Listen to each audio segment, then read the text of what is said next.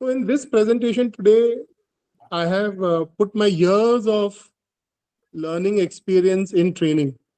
Training is my passion, and I have been training for the last 22 years. And I want to try to put everything, my experiential learning about adult training in this video. There are aspects which I have picked up from here and there, but essentially I'll be sharing my experience, which I have learned from other experts from within the heartfulness community and outside, from professional coaches, and tried many of these. I also attempt in this meeting to capture from and learn from all of you. At any point of time where you want to share your experience, please record it. So people who will look at this video later will learn from all of us. Asha has so much to. I'm sure Asha is a humble person, but she's very good. I've seen her HR work. She will have something to add value. Manika, of course, she's an expert herself. I do not have the advantage of knowing more about Neha and Meenakshi ji, but I'm sure you all will contribute too. So, how the topic here today is how adults learn.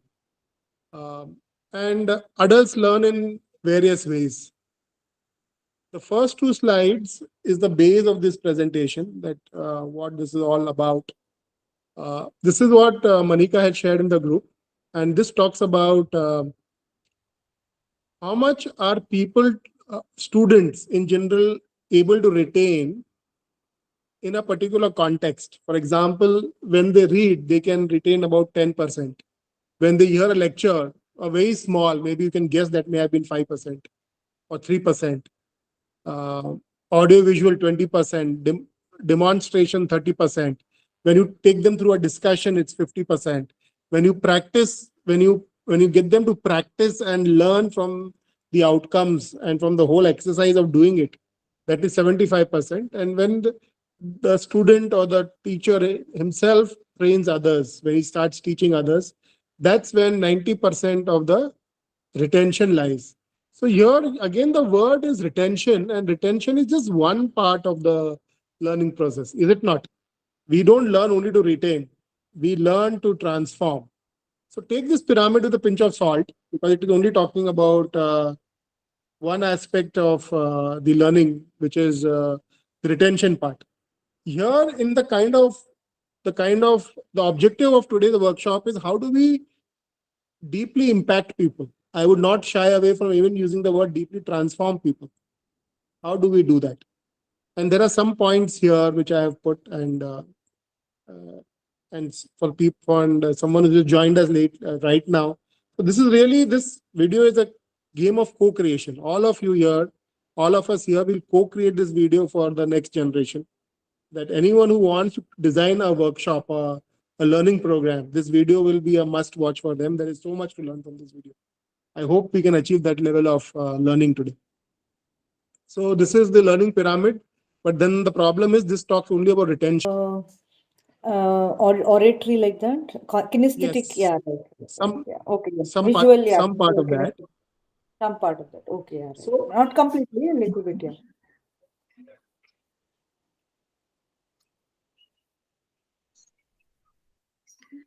It's okay. Meanwhile, anyways, brothers will be back in 2 minutes. We can definitely discuss what was being discussed with the multiple intelligence theory. So there were two areas in which brother was talking about. One was, of course, about your the ways that you present the content. So here we can look at it from the idea that is, see, whenever you look at those multiple percentages in which somebody is retaining, there is a sensorial learning that is involved, right? Between these senses, we are how our brain captures all that information and stores that information. That is something that we are looking at. But when we look at the multiple intelligence theory, it is the ability that is there in each one of us, which varies. And so, yeah, so Bhaiya is here, back up. So when we look at the multiple intelligence theory, while all of these aspects are in some degree present in all of us, but it will vary, one or two will be more prominent in you than the rest of it. So it helps figuring out what kind of learner you are. There are exercises with which you can actually figure out that what kind of learner you are. Once you have learned that, then you can pick up from there. This is the Howard Gardner model of multiple intelligence. And essentially, what it is saying is that one person learns in various formats. For example, you may have somebody who is a kinesthetic learner. He'll learn more by body movements. Then you have somebody who may be, his sense may be towards music. So he will learn in a musical, in a musical way. Children used to kind of have Monday, Tuesday, Wednesday, when they will put some tune to their learning and they will pick up. Then somebody may be, uh, say a natural person. You need to give him examples of nature. You need to take him in nature. He will observe nature and he will learn from that. Then there are some people who communicate, who need to discuss with people. They have higher interpersonal learning skills. So each person, this thing continues even as an adult, and each person will have his own framework that how he wants to learn. Therefore, whenever we design a program, we have to keep these elements in mind, that don't just go by one method of tool to teach somebody or learn, to allow somebody to learn. You have to give multiple ways. If possible, for the same learning, create multiple ways. Sometimes it's not possible, but many times it's possible. So in a creative way, the same thing, how it can be proposed that a person can learn, we have to design the tool, the learning mechanism like that. So the rest of the presentation is a combination of these two things, that how we can use. So any questions here so far? No, good, clear. Yes, anyone? Okay. So now the question is why we are doing this. Because in WCDA, I love the idea that Manika gave, that I myself was thinking about reading and things like that. And she triggered a very fantastic idea and said that, let's make it small, but let's make it impactful. Let's give it in small doses and make it impactful, and let them kind of leave it to them to learn the rest on their own. So this is really a great idea. And I felt that we should do it in a very creative way. And I have some other friends who are in the education and training sector. And we believe that if we can create these type of learning formats, we can give a very nice impetus to modern education also. That can you teach in a creative way, and move away from the traditional ways of chalk and talk, and use these in a very creative way. For example, in the presentation mode, like I am talking right now, which is just present, talk, talk, talk. The retention of the person who is going to go there after the program is over in 10 minutes, you may not even remember a lot. So how do we do programs? Because our time is going into it. And in WCDA, at least for the initial programs, we're not charging anything. We're giving a lot of premium stuff free because we want to create impact in the world. How do we make sure that it counts? So how do we make the learning very, very impactful? So here I'll take a pause and I'm going to ask some of you all to share your experience. These are statements over here, and please talk from your experience, that in your own journey of learning, um, what creative aspects can you add to this idea of observe and learn? Either somebody would have taught you, or you got the experience, or you have learned. As I said, this is a process of co-creation. So if some of you can add your ideas, that how can you observe and learn? The most obvious thing is you learn, you see and you learn.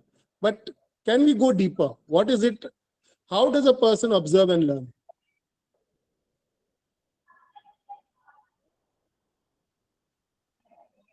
how do you create certain elements? How do you create certain elements in the process where his learning through the observation process is very high? Are you asking that it is for specifically for children, or you're asking in general for everybody? No, I'm talking in terms of adult Adult learning. also. Yeah. Yes. Okay. No, actually, this is for adult learning. The topic of today's workshop is how do adults learn?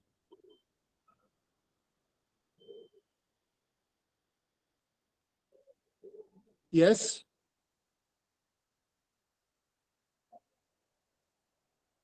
So, I will go here then. yes, go ahead, Yeah. please. Yeah, let Yeah. it, just 4 5 of us, let it, whenever somebody has to say something, just say it. Thank you. I was just seeing that if anybody else wants to add anything. Yes. So, anyways, so when, based on my experience, whenever we are talking about adults, one of the very important thing is that we are going to observe only what we are originally aware of. We will miss on the concepts which we have never thought are available. So even though something might be in front of us, the whole picture, but as adults, we have a very, very, very limited observation. So that is one of the key things that as adults we miss. Even though we'll say observe and learn, learning is the second stage. First is observation. So we don't even expand to observe every element of it. And when do we observe something? Until and unless we feel the need of it, we have an interest in it, we'll not observe it also. So one of the key differences between children and adults is that children are always open to observe and go beyond their perception. They don't have the veil of perception. But in adults, our observations are always filmed with the way we perceive the world. So whenever something is being created for adults specifically, it has to be approached in a little different way than otherwise for children you will. For children, they are okay to experiment, they are okay to go into that uncharted territory as well. Adults don't do that. So that is one thing, that few things that I wanted to add to this one. So, from your experience, Manika, how would you, when you want to use this observe and learn, what is the context you will set during the exercise so that the observation parameters of the adult is improved and observe and learn really happens? What would you do differently? Can you So think what I about? would do is that first of all, I would make a list of things that I want them to observe, and then observation part will come later. But first, I always try to build a connection to what I'm trying to show them, to create that need in them that they look out for the answer. That is what I try to do first. So something that connects with them is common, maybe a short story or an anecdote or anything like that, that triggers that curiosity, the must curiosity that we have as children. I didn't think about it. That curiosity question has to come, and then you open it up slowly for them, that this is the point that I was trying to bring in. That's how I will do it for adults. Yes. So this is what I also feel, is that you trigger something in their consciousness, in their awareness, in an indirect way, and then open the observation field for them to learn. So that way, the observation will be successful, and because the person will feel that I observed it, he will learn. Yeah. See, if you point out something, you say, "Acha, I saw." But the difference between observation and seeing is when his consciousness brings to his eyes or sensing parameters, what he's observing is, aha, got it. Yes. That is learning. So the Yeah. key takeaway from this slide is that when you want people to observe and learn, first prime their consciousness. Indirect. That is what Manika also said. I'll create a context, anecdote, something, and then let them learn. Okay. Should we move on? Any questions? Any contributions? Next one, read and learn. So, yes, who would like to contribute that? What is the best way, best practices that a person can read and learn? This one, I think, little easier because reading and learning is something we are more used to. Yes, Nehaji, how would you like to One contribute? thing I feel about this reading and learning, if one needs to look at various these things, I mean articles or various articles on the same subject. Sometimes what happens, the same article presented by somebody else seems to be little more appealing, or it is little easy to understand. So I feel unless you take some 4, 5 options, 6 options, one doesn't know that from where actually it really triggers that. So it's a way of presenting, I think, what one Uh, reads.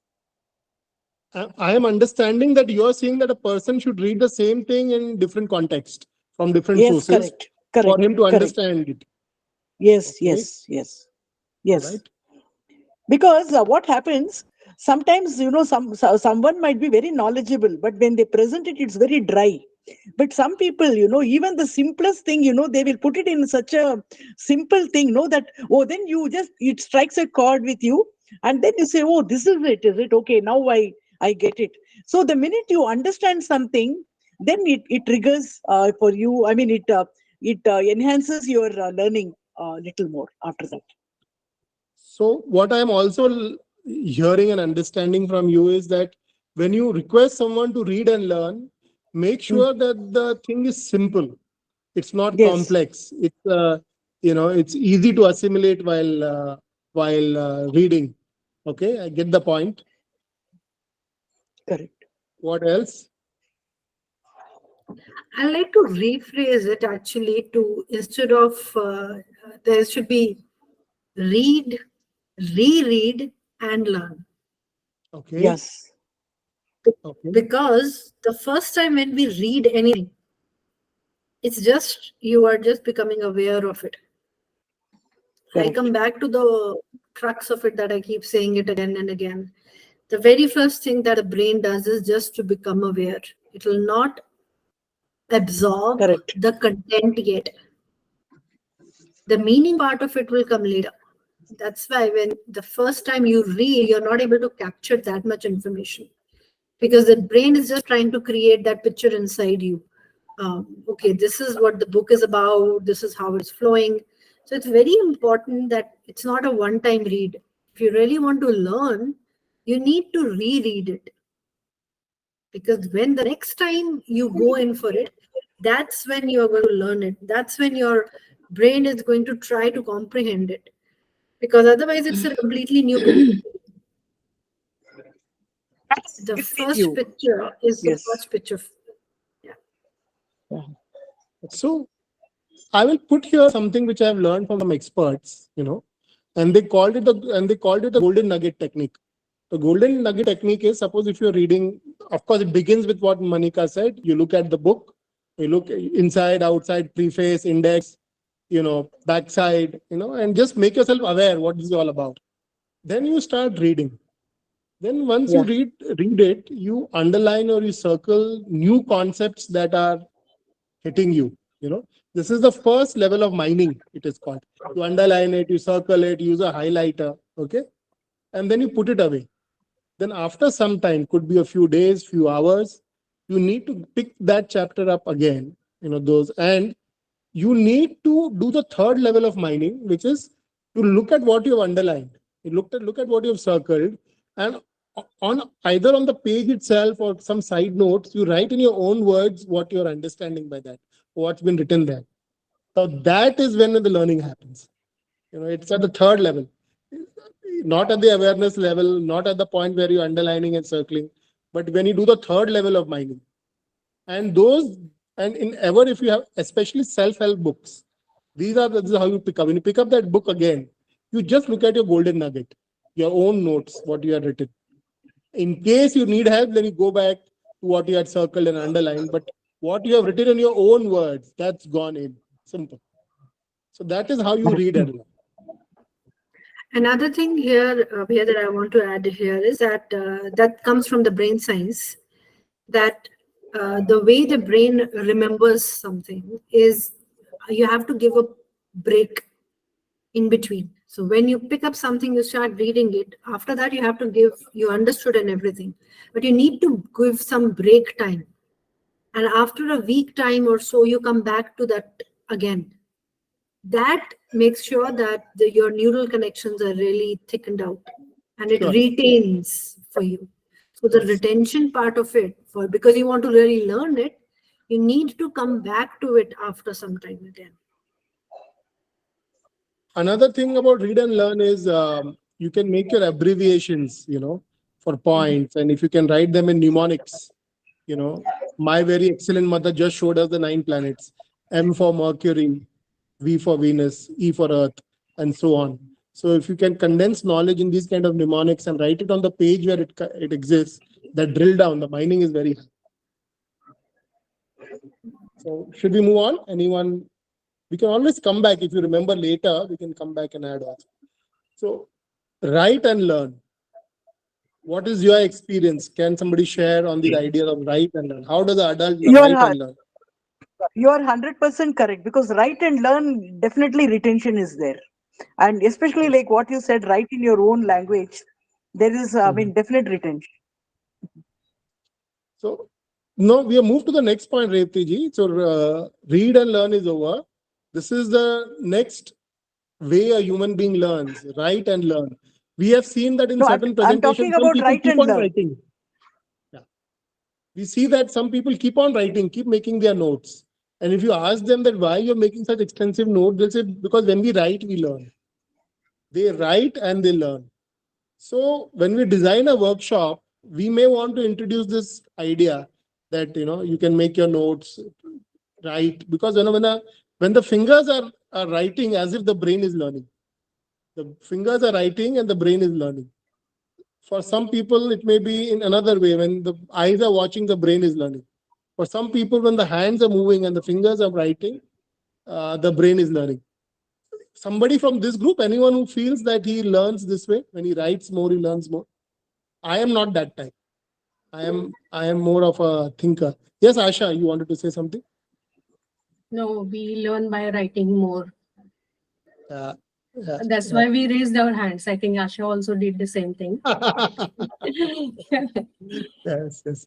So, Meenakshi ji, what's your experience? I mean, about writing and learning versus Yeah, not I'm writing? very yeah, I'm very fond of writing. I like to write actually. I got diaries and diaries filled with my experiences, and I write so much. I'm like writing, so it improves my writing skill also, my handwriting also, and I understand much better when I write it down.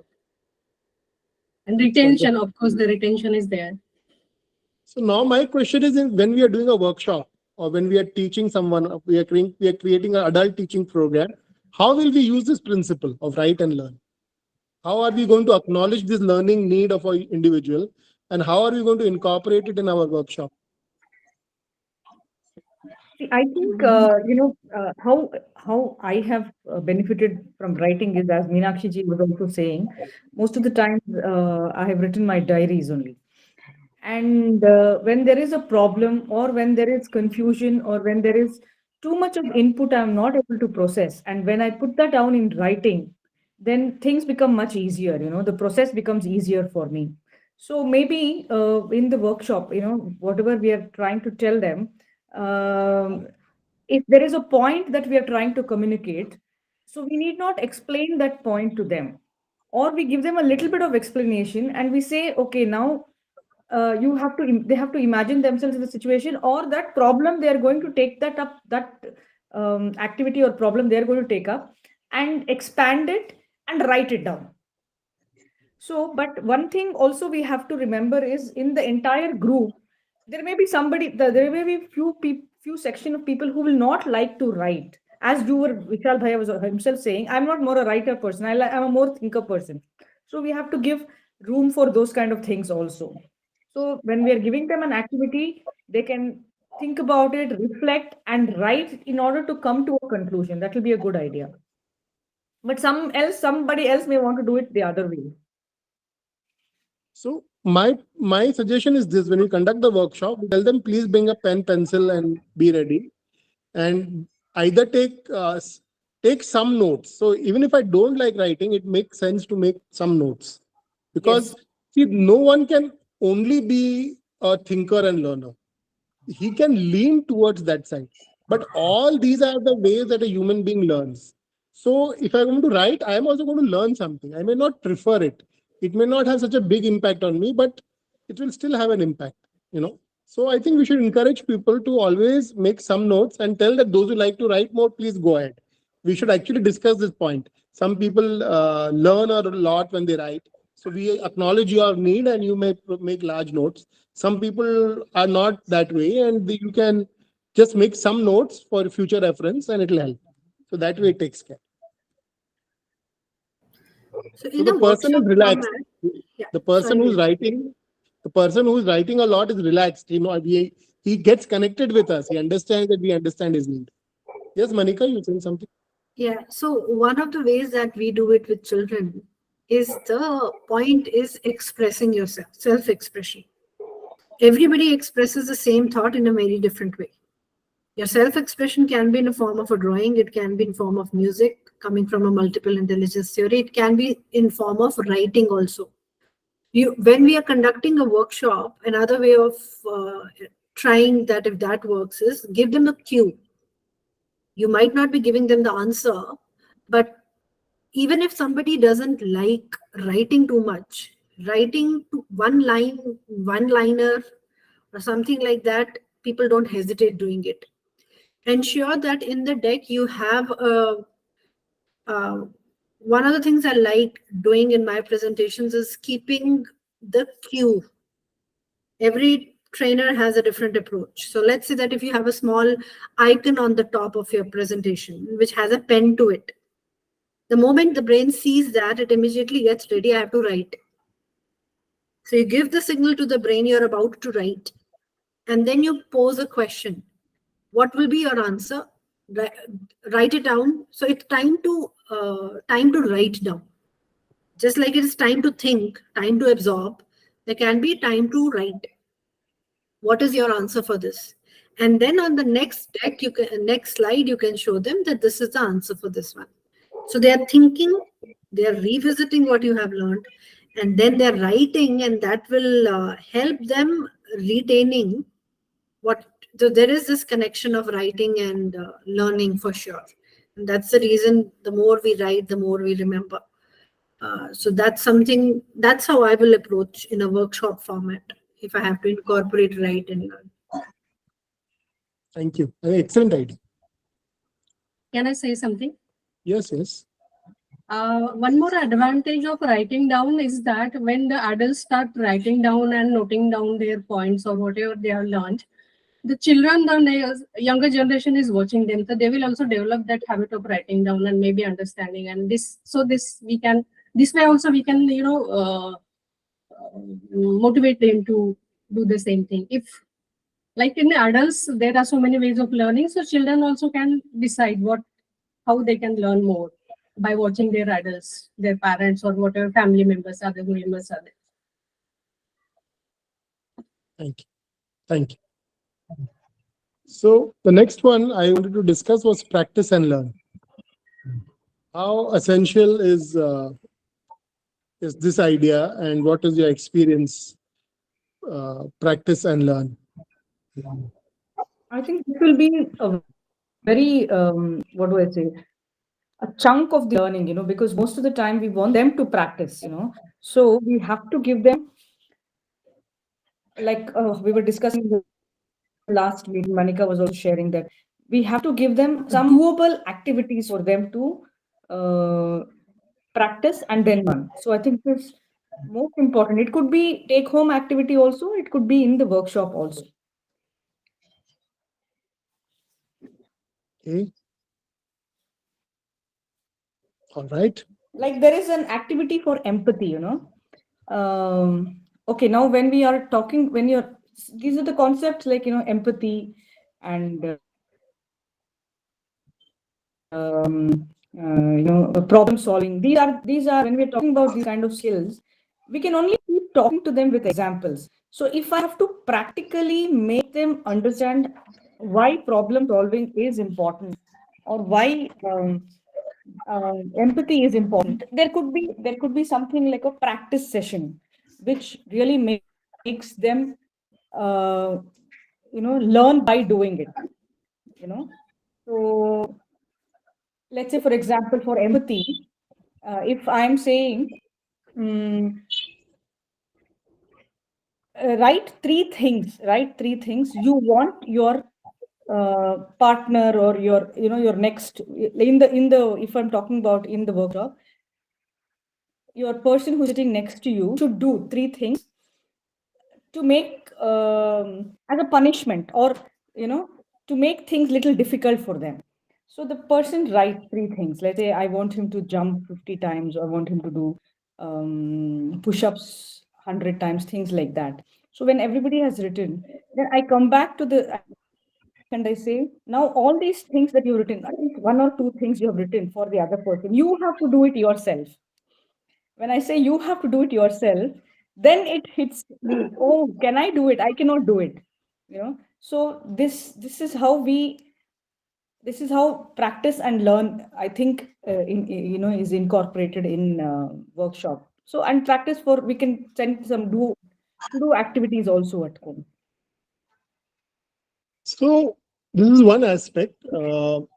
Another thing is, in the theory of excellence, there is certain amount of repetition for the brain to develop muscle memory.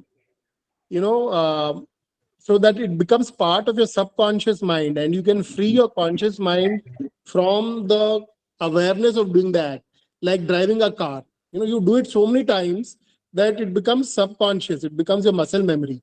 So practice and do and learn is actually mastering the subject. Without practice you cannot master it. If you, especially if it is a skill, you know then you have to practice it.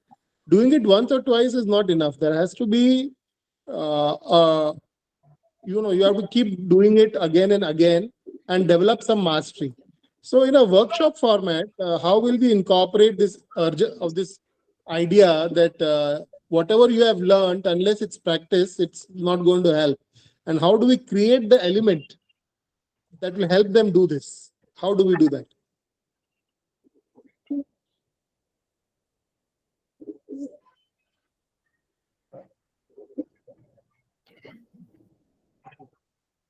Sister Asha, you are on mute.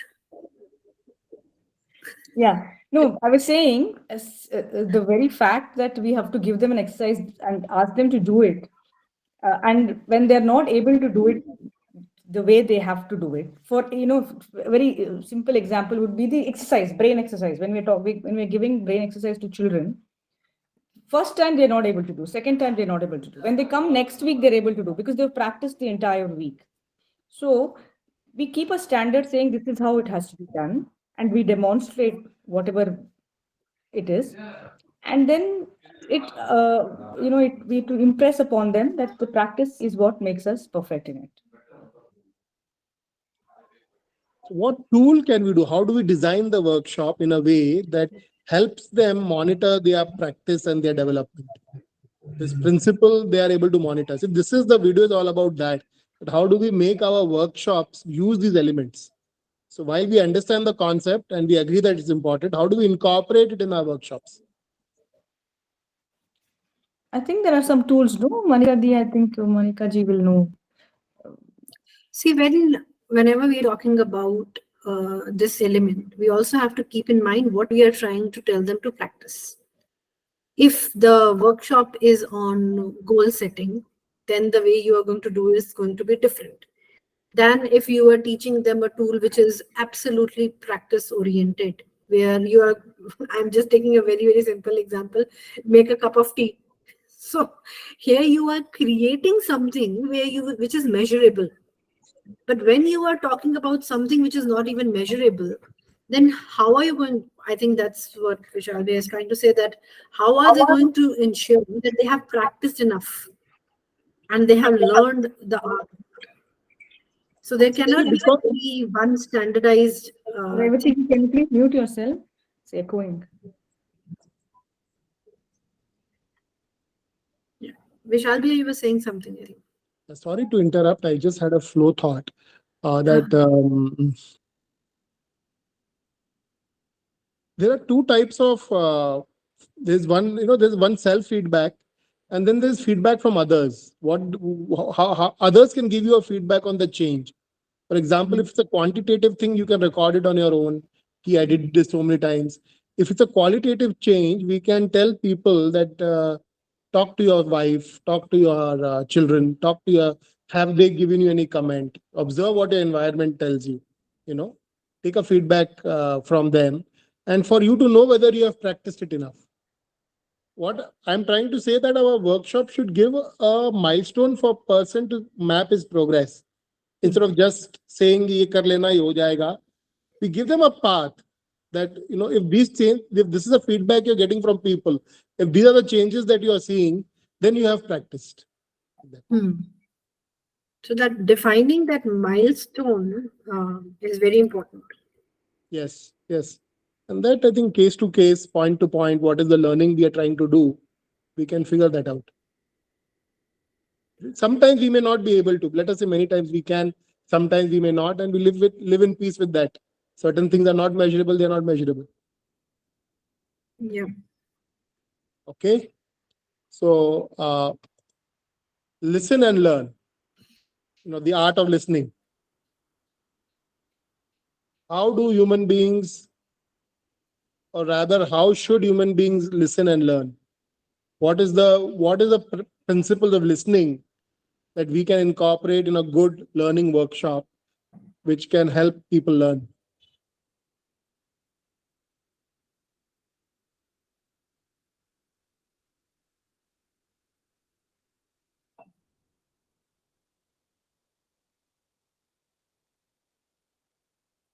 So my learning about this has best learning for listening has come from value education training, which I conscious living training, when they were training all of us as facilitators, and then we went and trained teachers. So they said that listening is not only from the ears. You listen from the eyes, you listen from the touch, you listen from the nose, you listen from your heart. So when a person says I'm listening, it's not in the ears. Every cue that you can pick up, you're listening. A person may be telling you something, but he may be looking in a very different way. So you have to interpret everything together. And a person may not be able to tell you something, but is your heart so open that it can listen to that person? He may be babbling, but your heart, out of empathy, is able to connect. So this dimension of listening, when we introduce a topic, we ask people to open up and listen not only to what is apparently being said, but to the whole, the meaning of that workshop, and perhaps one of the ways to do that is to get them into a state of alpha state of brain waves, by doing the relaxation with them, doing some meditation with them, so that they are in a very calm state, and the listening parameters that we have discussed opens up. I'd just like to add here one thing that actually popped up. Language, I like to look at it in three different ways. See, whenever we speak something or we hear something, one is the dictionary meaning of the thing. One is the contextual meaning of it. And then there is another meaning, the way I understand that word. So when we listen to something, whoever is speaking, what is the context in which they are saying it? Because the same thing might be said in a different context by another person. Because I've worked with small children a lot, so there are many practical experiences with this thing that happens. You have said a word in a very different way, but children listen to it in a very different way because their vocabulary is very limited. They don't have that. They will have one word as a group word for all of those experiences together, labeled as one thing. So when you are listening, you need to understand also that your language, while listening, is a very important aspect. That when we listen, the approach, the attitude with which we are listening is also very important. Yes. So you triggered something again very nice. So if you're, as in heartfulness, they say you you communicate to connect, and you communicate to connect, and listening is a part of that communication, you know. So the very objective of listening begins with your attitude, that why are you listening? If you're listening to counter the person immediately, or if you're listening just to uh, only re-emphasize your own learning, I knew this and now I'm just going to pick up the cues which re-emphasize, I'm not open to learn anything new. Or are you going to listen like a sponge and say, I'm going to absorb everything inside, and what I don't agree, I'll check out, rest stays inside me. But the absorption will be 100%. So when we set our workshops, we can use this to, open up people, because so many of our workshops are going to be a bit challenging, different from at least the world, the way it does it. So we have to be open. We have to open up the people. So I guess this can help. Listen and learn. How do we create the right listening atmosphere within the mental sphere of the listener, and make him listen and learn? How about just changing the word from and to, like listen to learn? Yeah, sure. I mean, these are just Right? cue cards, just Yes, for I was just just looking at it, you just can like change it. the Listen to word. learn. Yeah. I'm Listen just to learn. thinking that it Go ahead. changes the way they will look at it, right? Like, Listen to yeah, learn. Yes, amazing.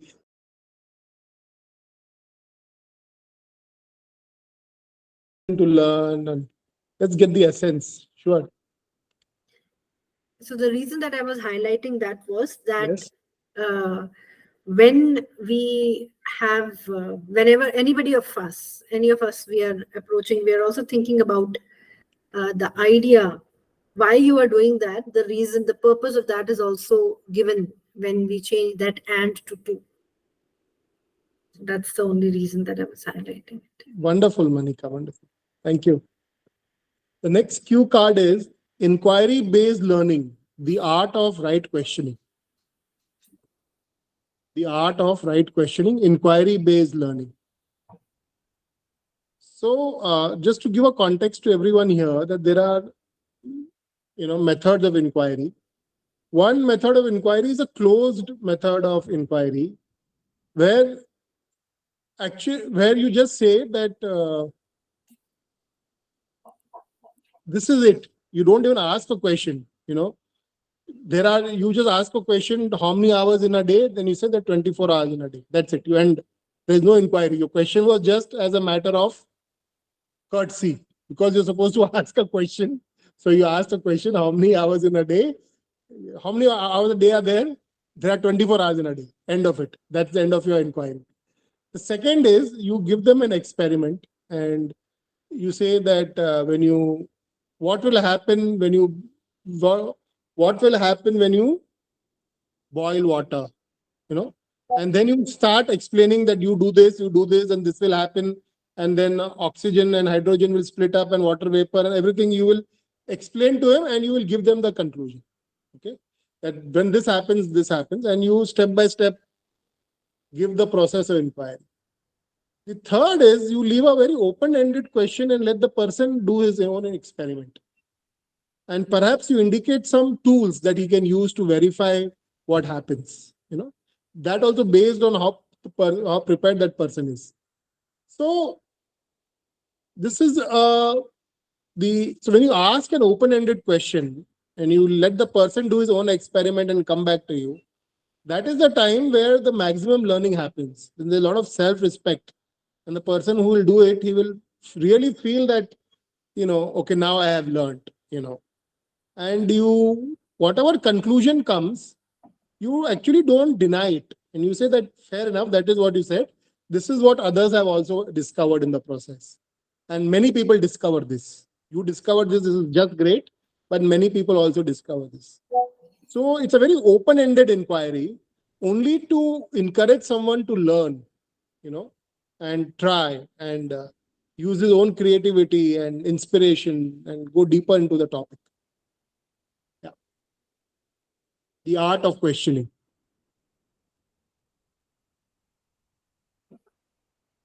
I like this word right in the middle. I think Ah, that's very important. Okay. Because many times these days, what's happening is there are these learning methodologies where it is all about why. But that why should stay with the right guidance. Like there should be a purpose to that why. If the purpose of why is not there, then it becomes just because I want to say it, just like you said before, right? We can just ask because I just want to make you uncomfortable. That's why I want to say why. You say something, and I can keep on asking, but why? You should be doing this, but why should I do this? If you're not giving me an answer, then I will not do it. So, there, the purpose of asking this why is not to learn. What is the purpose of why is important. Also, to understand that the purpose of inquiry should have a purpose. Like there should be a purpose for inquiry being raised. If it is without it, then it is just without, it's just an arrow without any target. It's just there. Very insightful, Monica. So your inquiry must have a purpose, an honest purpose to learn. And then this questioning method will work. So if if you sense as a workshop facilitator that that still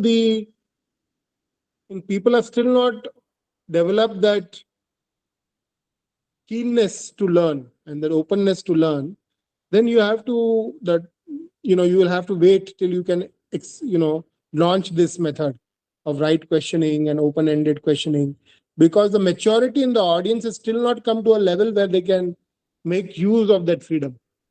They will misuse the freedom of space that you're giving to those questions. Yes. So for the kind of workshop that we are planning on parenting, assuming that most of the parents that will come in will be actually interested in solving their problems, I think we can safely assume at least 80% of them will attempt this honestly. Would that be a fair assumption? Yes, because otherwise they will not take out time to come for the workshop. If they are taking out time, that means that they're sincere to find an answer. They are trying to find an answer for something.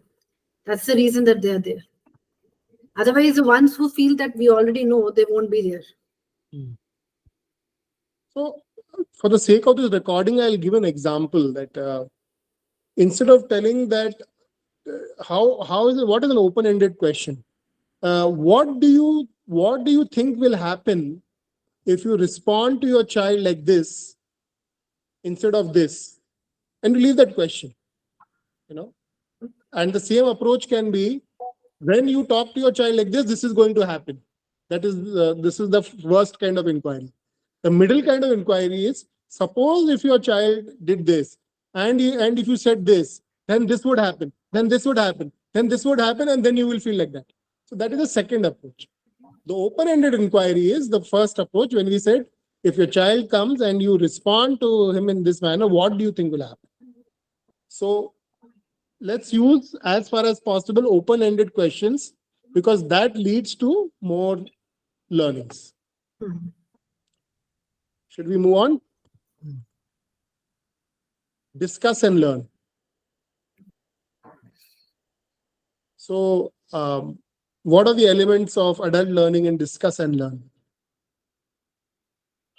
When all the in the discussion, they all should also feel that they are in the same wavelength, they are in the same on the same page.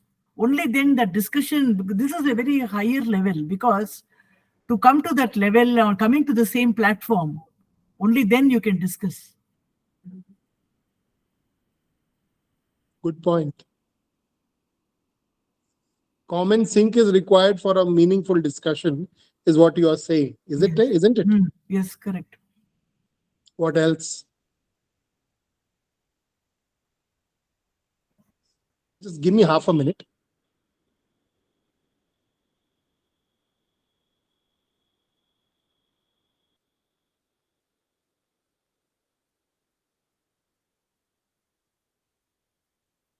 I love what you have shared, sister, just now, because yes, that's very important. Many times we form groups. One of the things that happens in workshops that we conduct normally is we will say that whoever is sitting next to you, you form a group. We assign the number and we make that them as groups. Now, while they might, we might have given them a number and that's how they have been grouped. It's very important that if we are using this element of discussion and learning, there has to be some parameters to ensure the similar kind of group is formed. So the grouping of people is also very, very important if we want to use this in our workshop. Hmm. No, sister, but I also feel that, having dissimilar people in a group enriches the discussion itself, because if I'm going to be with the people who will keep, I mean, the same, kind of ideas, then I'm not really getting new ideas. So that I think that level of maturity will be there in adults, is what I feel, where you are bringing them into different, if you're bringing them into groups, different people into one group, and then you give them a topic to discuss about.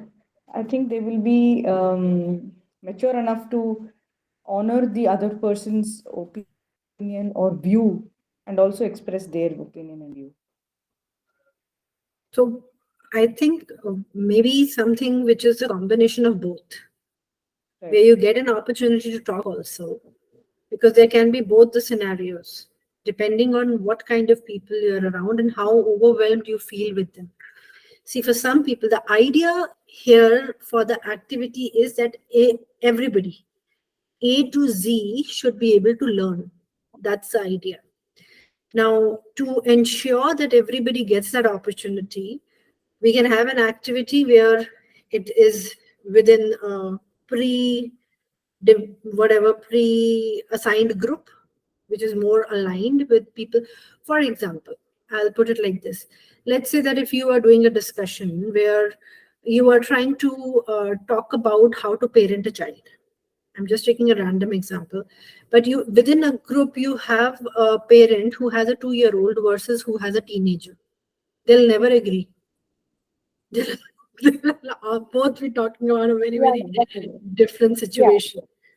yeah. So I it think depending depends on what kind on of a what, discussion we are having. Yeah, that's true. That's true. I yes, agree. yes. Accordingly, we'll have to pick.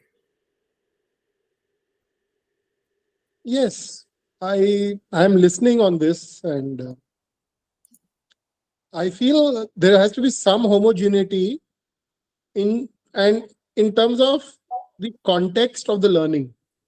You know, the homogeneity into the context of learning, that uh, the the need for learning should be similar. The need for learning of or let us say the problem faced by the common group should be similar. They perceive the problem in a similar range. You know, Mm. they perceive the problem in a very similar range for the discussion to be fruitful. You know, when you're doing it like that.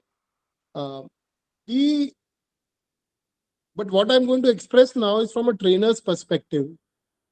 Uh, if you're a trainer and if you're part of a group discussion and you have to move from group to group, you have to quickly adjust to the level of the group. You see, when if there are 4 groups and you are moving from group to group, helping them, what style and what level of questions may work in group 1 will not work in group 2, will not work in group 3, may work in group 4. So it is the subtle art of conducting these workshop. Uh, in one way, you are also discussing only. See, this whole workshop is a discussion business. So you have to understand what is the level of the workshop in general, or at least quickly get them that this guy is at this level, this group is at this level, and you have to react at the similar level that he can understand. You have to adjust your consciousness, and you have to bring it to the level of the person not at the same level, just a little above. Sometimes some people are so knowledgeable, they will speak at a level that just we don't understand at all.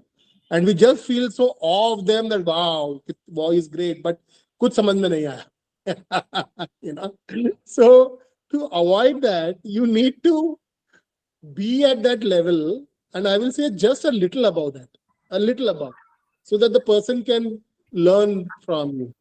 So when you're discussing and interacting with people, that is how you do it.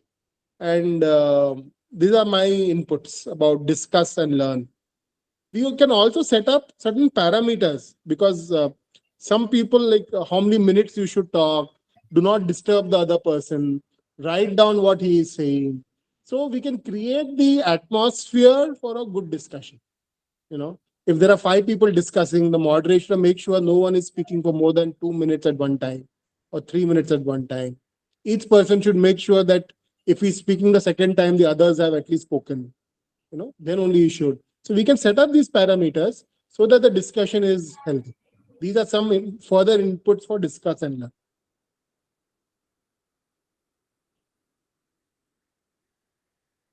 Should we move on? Yes. Deep, quiet reflection and learning.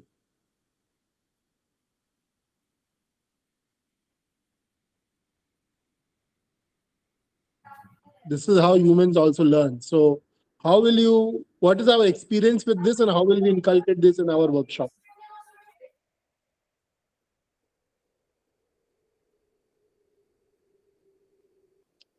So Actually, when we give them relaxation initially itself, I think they will get this taste of the silence and the inner reflection.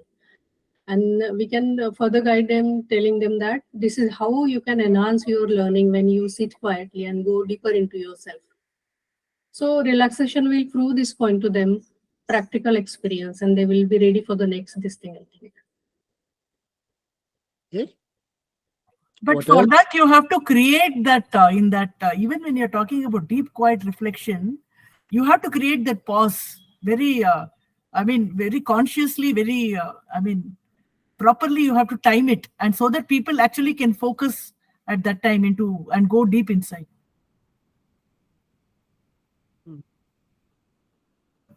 Okay. Yes.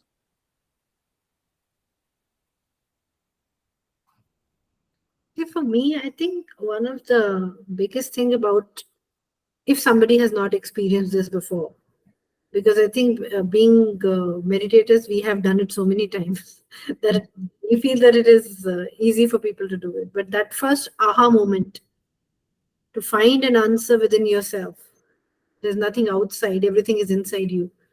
So to trigger that confidence in them, that what's the answer? So even though it is a deep, quiet reflection, but that confidence that in the silence there is this reflection and learning. If they are not meditators, then it is something that you need to I'll say small doses, very small, some question or something. Let's take a pause, get them comfortable with the idea of pause to absorb. So you pause, we have discussed something, let's pause. So that power of pause, to get them used to of that, is very, very important to connect to the idea of reflection and learning. Because most of the time that is not happening. Like people are not reflecting and learning. It is more from the outside. Somebody will tell and I will learn. It's always outwards. Inside me, I have all the answers. Is a completely new experience for a lot of people. So I have a take on this, and I think this is my favorite way of learning. So deep, quiet reflection and learning. So what are you reflecting actually? It is quite possible that you can be reflecting your thoughts. You could be just reflecting something that you're reading. You have kept quiet, and that same thought or what you have read, your memory has come out, and you are reflecting that. So you should also be careful here that how deep can that reflection be? Can you reflect something from your deepest consciousness? or in this case, the super consciousness. I mean, I'm going a little deep here, but the idea is just to understand that uh, you can be reflecting many things. You could be reflecting your thoughts, your memory. You could be reflecting somebody's views. Even when you're quiet, even if you have gone quiet, what will hit your consciousness can be so many things. Yep. Here, for the real fundamental learning that Manika is talking about, is that you have to practice neti, neti, neti. Not this, not this, not this. I negate my memory. I negate everything I read. I negate everything that the facilitator told me. I wait for my own consciousness to tell me something about it in a way that I understand, which is my learning. What is it for me? How do I know this is true? So there is a very nice incident in this movie called Karate Kid, where this guy goes to his teacher, sensei, and he's making a bonsai plant, and he says, will you make one? He said, yes. He says, what should I make? He said, look inside, and whatever picture you see, you start making that. So he closes his eyes, and after a minute opens, and he starts, and he's about to start, and he asks his sensei, how do I know it is right? He said, if it's come from inside, it is right. So there is there was no two ways about that. So this is something that is what is deep, quiet reflection of your highest knowledge, And in our workshops, we should try to attempt that some or many or everyone can, for a little while, achieve this, And we have to, some of the questions we have to really tell them, forget what we told, forget what the book says, go deep within and see how you feel. What does your own inner consciousness talk about it? What do you think? From deep within. And it should be something. And my own experience with these things has been that sometimes it will come like an image. Sometimes it will come like a, very, very, it will come like a strong thought. Thought means it has never entered you. It will just come from somewhere. Sometimes you may even hear some words, if you're somebody, as if somebody whispered something to you, So it's beautiful, deep, quiet reflection and learning. And I loved what Revati said about pause. You have to create that pause. And in that pause, the trainer has to pray very, very profoundly, that let the flowering of this knowledge happen in the hearts who are open to this communication. You have to pause, and that what Revati Ben was saying, the timing. I am a little more gifted with words, but I believe Revati ji this is what she was saying. That you have to make that moment very potent. You have to make it a very pregnant moment of possibilities when you pray. So when you have taken a pause, you are actually praying very deeply for everyone. That let it open up in their heart. And some of them will. It's my experience that some open it up, some get it. Some may not get it first time, but you keep doing it again and again, they'll get this aha moment. Oh man, where did this come from? Beautiful, wonderful. And that's deep, quiet reflection and learning. So I think here it should be also what we need to, when we are doing initially, we are designing the workshop, each one of them, we want to think through that how to introduce these methods to the learners as well. Yes. Right. So like one of the things I feel with wherever possible, whenever, how you prepare your environment for this, and the best way for reflections is being in nature, coming from the holistic perspective that how do we learn when you are in with nature, feeling the breeze in the between the trees, or you're sitting on the grass, you get more centered. So there can be things like that, that how do we enable them to go in that state? The tools, various tools that they can incorporate to master this technique of Yes. reflection and learning. Okay. I think it's a wonderful idea what Manika ji was, sharing. But I think Yes. we can do it maybe in 10 weeks. Maybe we can do it once or twice. It may not happen all the time, right? Yeah. Yeah.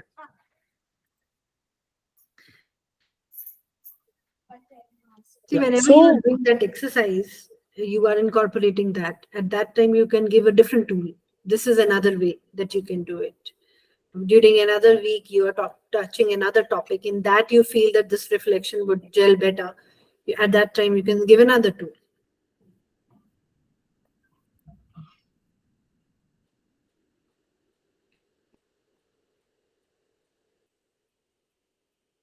yes, but my thing is that I don't entirely agree with Manika ji. I have done these reflection exercises over Zoom.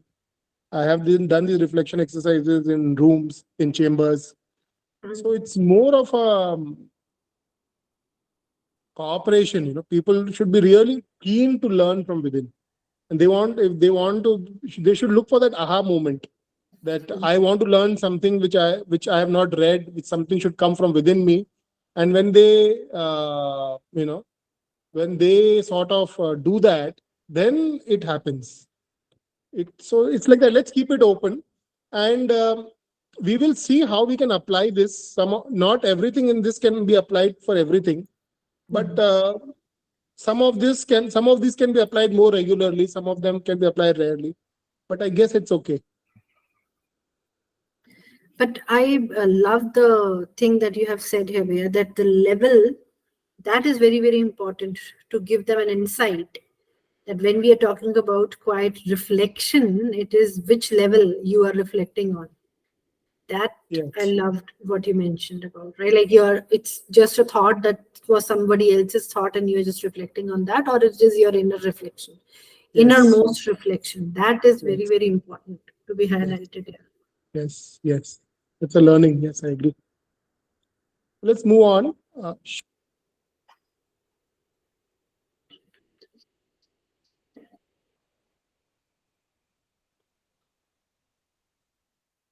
About this and how do we incorporate this in our workshops.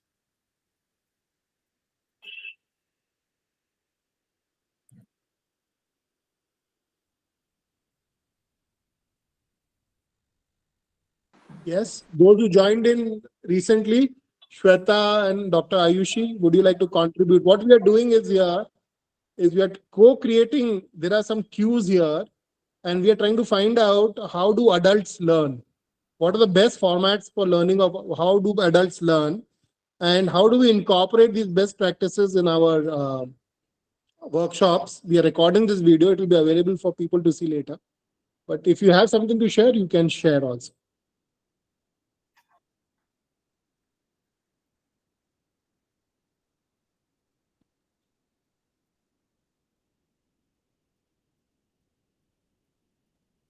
Teach is more I learn. The retention becomes definitely higher. And if in this one thing I will say is that if you are deeply, uh, if you are deeply in,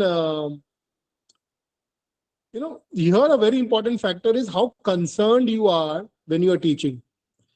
If if you have to go beyond retention, the earlier diagram said that you can retain when you teach, but retaining is a very some part of the learning, but it's a very superficial part. If you want to get into transformational learning, and if you want teaching to transform you, then I think love, care, and concern for the person whom you are sharing with and whom you are teaching with is fundamental. When you genuinely care that I want to help this guy and I really want this guy to improve or this sister to improve, and then when you attempt that teaching and learning, you learn a lot yourself. You learn a lot yourself. You transform a lot yourself in that context, in that learning, and you get deep insights because of your purity of heart, because you are pure inside, and nature is looking at someone with a pure heart who's trying to help his fellow man, and then the secrets of nature open up. you know Even when you don't know, still you will know. Somehow it will come to your mind and you will start talking about it. So I hope some of you had the experience. What do you think? Yes. This is true. Yes.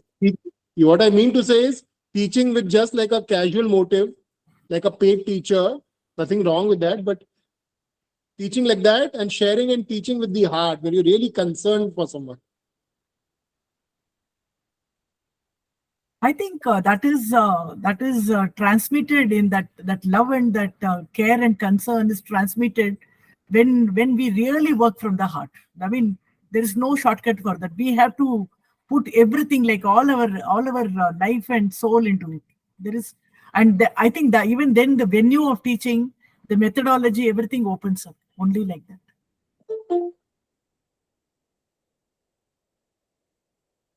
Yes. Okay. So if Children there's know nothing, when we Monica, you have teach from anything? heart. How do I've you come again, always, Ayushi? children know when we teach them from the heart. There are few teachers whom they like more, and there are few whom they don't. And I've really observed they have a different bonding with those teachers who are genuinely concerned about them. They know that she's genuine and she's not. So the It's not just teaching, children. Today's session. okay. Yes, go ahead. Please go ahead. I'm listening. I'm listening. Go ahead. Yes. So yes, teaching from the heart is, I think, the core principle that we can apply in our workshops. Like it has to be mandatory, wholeheartedly done. So we can connect better with the kids. I've seen this with my kids. I have two kids, and I see the difference in them. They do all these things. They sit on the grass, they sit on the floor and eat. They do all this. And there is a difference in the connection. Uh, they do know that they can make out very well that, So, Ayushi, this is an adult learning framework today we are discussing, okay, but whatever you okay, talked about children applies for adult also. I think okay. if you talk adults, they will connect with certain teachers and trainers in a very different way compared with Okay. others who are arrogant and talking from the top of their head. So I think Okay. finally all of us are children, and we Yes. understand when someone is connecting to us from our heart. So I think this is more for it's like a alert for all our trainers who want to do high level workshops. Is please be first develop true concern and Better. love for your trainees who you are Mm. conducting for. True. Okay, there may be money involved, there may not be money involved, does not matter. But if you have stepped in to help, then you've given your 100%. There's no dilution. You're paid 1 Yes. lakh rupees an hour, no problem. You're paid 1 rupee an hour, not paid, no problem. But when you are giving, then there is complete joy of giving and complete concern of giving. And that's when I think you share and you teach. And that's the time when Yes. you truly learn beyond retention. I think mechanically, if you teach, the learning will be retention, which our initial Yes. diagram had shown. But if you really want to grow as a person in the process of teaching, then I think that care and concern has to flow. There is another perspective to this one, with the sharing Yes. and teaching to others. For everyone who is attending the workshop also, it kinds of complete the circle for you, because you have learned something good, something interesting. And then if you are able to share it with somebody else, as humans, there is this sense of, there's this emotion that helps us feeling complete. And that also gets triggered when we share and teach others. So even for the people who are attending the workshop, anything that you, and it completes the learning platform for you, because you have learned, you experience it as an individual level, but now when you teach, you move from an individual level to a group consciousness. And that movement of moving into a group consciousness kicks in that state in us where we feel fulfilled. So that's another angle to this sharing and teaching to others.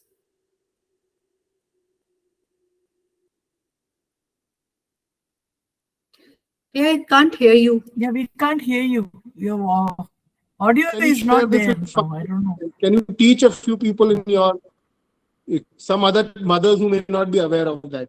Should we encourage that? Because by sharing and teaching to others, they will learn. And we will tell them to develop this attitude of true care while teaching and sharing. Is that a good idea to incorporate in the workshop? So, Bhaiya, we missed you in the beginning. Your Yes, voice please. was not audible. Yes. So what I was saying is that can we incorporate in our workshop the idea that whatever a person has learned, he should share it with 5 to 10 people, or other mothers, other friends, and share it with an attitude of caring and love. And Hmm. in that process, their learning will actually become more dimensional and they will learn more and they will grow as a person. Should we incorporate this principle in our workshop? Yes. I'll say yes, absolutely. Yes. Because that sense of satisfaction that I have helped somebody is way too powerful than anything else. Yes, we can do that. Yeah.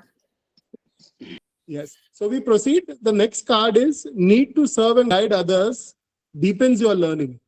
I think we covered this with the earlier one. If someone has something more to say, that the need to serve and guide others deepens your learning. Did we have we adequately covered this in the last cue card? We went a little overboard with the last card, but so my only observation here is there has to be a reason for you to be a continuous learner. There has to be a reason. Either you're in love with money, you're in love with fame, in love with success, you're in love with whatever compliments that people give you, you know. Love with learning. Perhaps, But brother, I beg to differ with you on this one. yes, That yes. you need to be constantly this thing, because I feel it is not really that. It is, I feel, something which is more inherent, this thing of the evolution itself.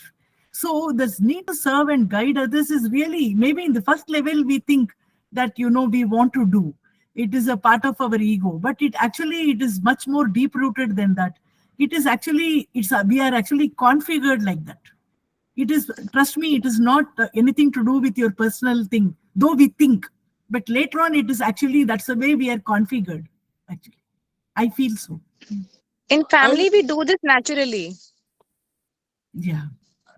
when I look at some people whom I have known many people Mm. who don't do stop learning. They're not adding value Yes. to themselves. There's no motive. So I don't know. My life experience tells me that you know you must have a motive to continuously self-refine and continuously to learn. And one of the motives can be the idea of serving and guiding others. Mm. There can be other motives, but because we are from a WCDA context, we cannot defer action and we have an altruistic heart. So that Correct. is why I said, can we make this the motive? That is what I was trying to say in this slide. Yeah, that's true. I so I will not agree with you entirely, Revati ji, when you say that everyone is naturally configured to learn. I have seen in my family people don't learn; they just stop. Okay. Hardly anything. They're just happy with Mm. whatever that is. Okay. Yeah, I don't know. Let's see. Mm. Okay. So, uh, Neha ji, are you able to unmute? I'm seeing so sorry you're not able to talk at all.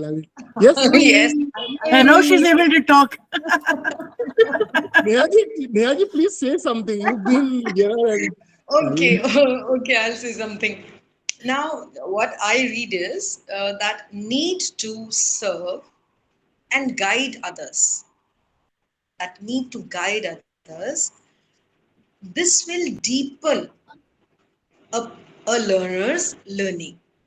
So, this, what I understand from this is that when we are conducting a workshop in which we are using inquiry discussions and creating scenarios where people, and we are creating a space where people feel safe to share and collaborate and care for each other, in that environment you can go a little further by letting someone guide a group, you know and that in that particular person's learning, that, and there is it's an inherent desire for self actualization, I feel it that's being talked about.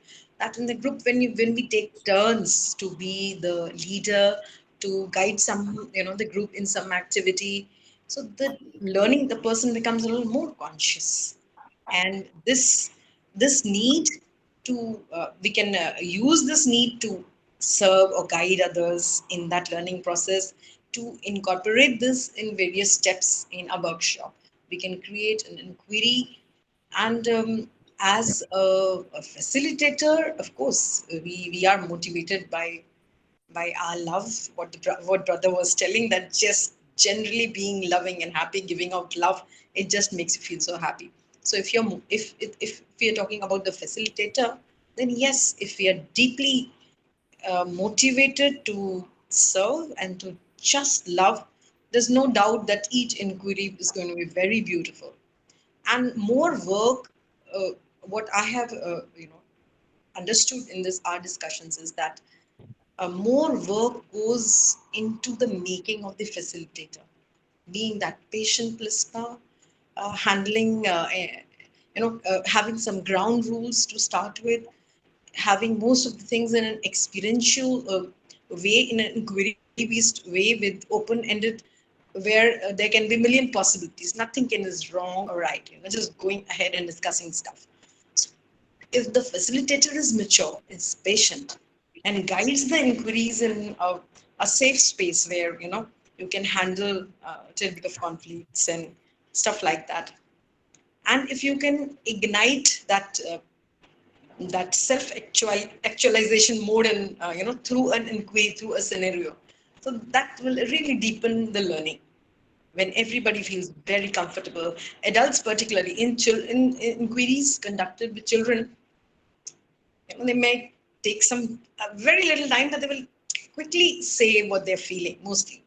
But adults are so rigid and prejudiced, and they think it's very difficult to let them open up. That's so at every aspect, whatever we are doing, at everywhere, if we can make one guide, one leader, to guide through that scenario which we have created, that can deepen the learning. I understand this from this. Thank you. Thank you. Thank you so much. That was a lot of value. Thank you, Nehaji. So yes, and I think that's good. If during the workshops, if we can create a teaching spot, somebody whom we are admiring, is, why don't you take this topic or talk 5 minutes on this, and perhaps that will help them deepen their learning. Or perhaps we can, people who want to share, we can create a 20-minute feedback and open spotlight session where people can be brought to the spotlight of the screen and they can talk 2 minutes on the topic, that what did they learn and what they want to teach others for 2 or 3 minutes. That will make them more deeper learners. I think that element may help. I'm not sure if you're aware about how the Toastmaster works. I've seen one? some of them, yes. but you Pardon, can, pardon. I couldn't hear. Can you repeat that, Manika? The way Toastmasters work. you can talk about it, Manika. If you have a brainwave, we can suggest. Yeah, so in Toastmaster, the way it works is that you join the group. You have different levels of, as you keep progressing, there are different levels to the expertise that you keep on gaining. So there are these skill sets. So because it's a public speaking platform and they nurture that skill in you. So the way it works is that you play different roles in it as you join. So you are a very fresher, you are going to practice few things. And as you keep graduating, you keep on developing these skills, it keeps on growing up for you. So that's an interesting. So while you were saying this thing, see, there can be a level of a workshop where you are only a learner. Then you can be somebody who's ready to serve, and you can be somebody who can ready to guide. So within that span of one workshop to two workshop to three workshops, you can actually keep on growing and evolving and contributing as well. So we can think a little bit more creatively on that line also. Just a thought that I wanted to share. Yeah, I think it's a very creative thought. It's a very good dimension to have in the workshop, where the leadership talent or the teaching talent is nurtured as the workshop progresses. So somebody who may have been at just as a learner on the first day is actually perhaps started contributing and becoming a workshop lead. Thank you. Thank you. That was excellent, sharing. Thank you so much. It was very. It opened a new dimension in the workshop. Thank you so much. So, this is the last slide. Mediums of learning. I didn't know what to call it, so just put it. You can take it the way you like it. So, above our concepts. Now, to achieve those concepts, these are tools. Okay, a book, a PDF, a blog, a picture, an audio, a video, games, activities, exercises to do, projects to do, pair discussion format, group discussion format, live book reading, live PPT presentations, and some more. This is not exhaustive. Probably another 5-7 can come in this. But the whole idea is that these are tools. The tools with which you can construct the above learning format through which the person can learn. For example, a 2-minute video, you play and then you pause and you let the person think, assimilate, listen and learn. What did you listen? Did you see? What did you observe? But before doing that, you have primed them. As Manika said, you created a story, a concept, and then you put this 2-3 minute video. And then you ask, what did you listen? What did you observe? So this is an example. There is a book, and you tell them, please read from page this to this. Then you say, now read it again and highlight what you understood. Now go back to your book and make 5-line note about what you've read. And then you have made sure that those 2-3 pages has gone into this person, bang.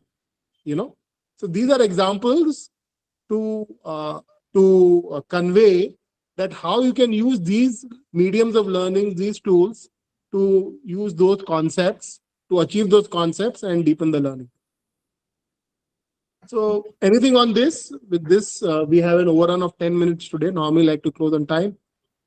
Is there any questions or anything quick contribution on this, Welka? So will you share this presentation so that we can go over this? Yeah, I'm going to share this video itself. Okay. This is for public consumption. Okay.